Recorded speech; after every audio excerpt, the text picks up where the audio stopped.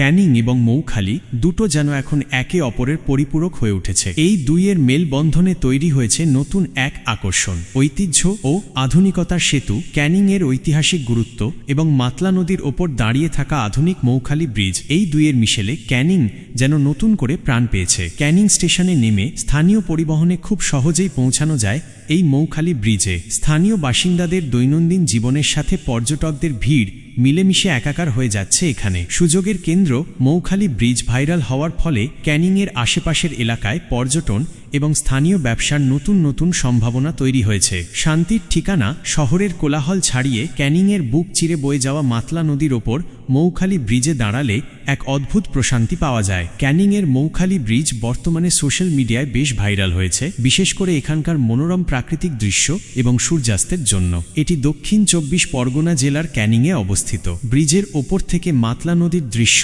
বিশেষ করে বিকালের সময়টা দারুণ রোমান্টিক এবং মনোরম হয়। অনেকেই এখানে রিলস বানাতে বা ছবি তুলতে যান। স্থানীয়দের কাছে এটি একটি আড্ডার জায়গা এবং পর্যটকদের কাছে একটি নতুন স্পট হিসেবে পরিচিতি পাচ্ছে।